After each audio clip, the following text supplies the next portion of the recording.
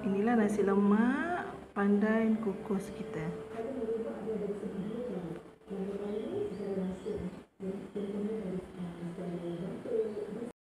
Bahan yang diperlukan untuk memasak sambal tumis beras manja akak iaitu 6 sendok cili kisar terdiri pada campuran cili pedas dan kurang pedas. 4 sendok cili biasa dan 2 sendok cili pedas.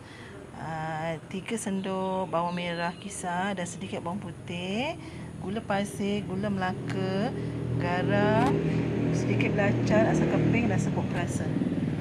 Kita tumiskan secawan minyak. Setelah minyak panas, kita masukkan cili kisar dulu. Tumis sampai garing dan naik bau. Baru kita masukkan bawang kisar. Sementara tu, mangkuk yang bekas cili tadi kita letakkan sedikit air dan air ni kita akan masukkan dalam sambal kita. Inilah petua orang tua membuatkan sambal kita lagi sedap. Masak sambal tumis ni memerlukan sedikit kesabaran sebab dia memerlukan masa yang agak lama. Mana kita kena masak, makin lama sambal ni dimasak makin sedap.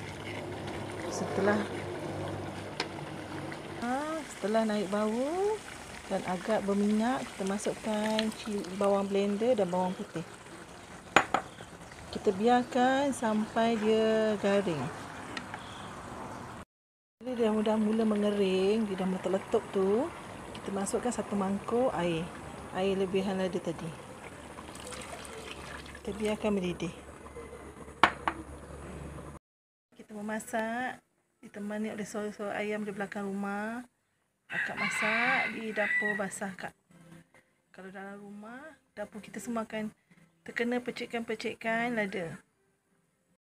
Okay, bila dah mendidih macam ni, kita masukkan belacan, hancur-hancurkan, asam keping, garam secukup rasa, nanti kita rasa, serbuk perasa, gula semestinya biar lebih bau sedap.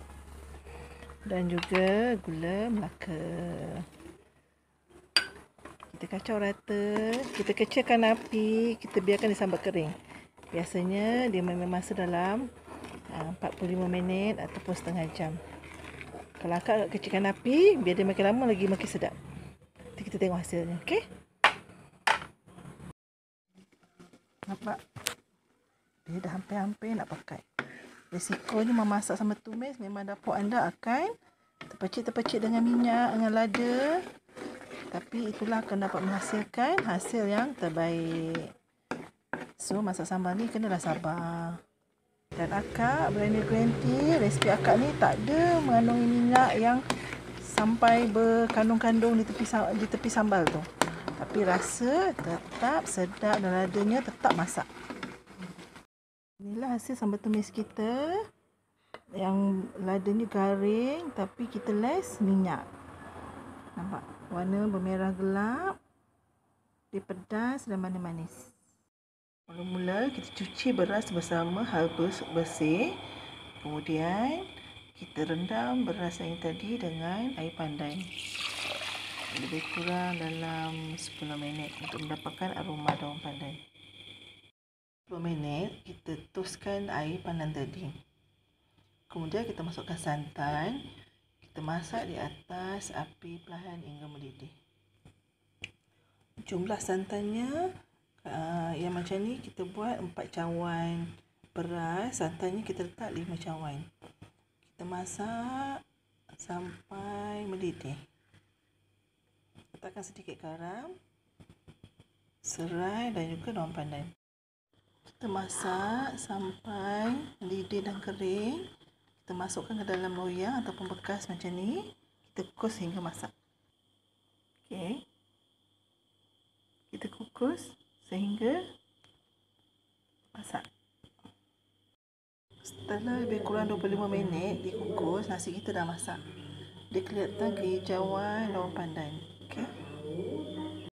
Hari ini kita nak tunjuk cara membungkus nasi lemak dengan cantik dan kemas. Selai daun pisang, mestilah dalam uratnya yang memanjang. Selai kertas. Kertas ni mestilah kecil daripada daun pisang. Ukuran dia, pendeknya 1 inci, lebarnya pun lebihkan 1 inci daripada daun pisang. Okey, letakkan nasi, letakkan sambal. Sambal telah habisan. Tutup sambalnya. Letakkan telur.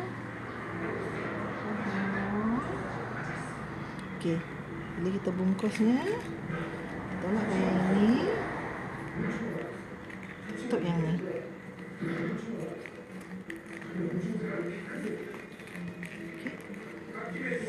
Dapatlah kita nasi lemak yang kemas dan padat.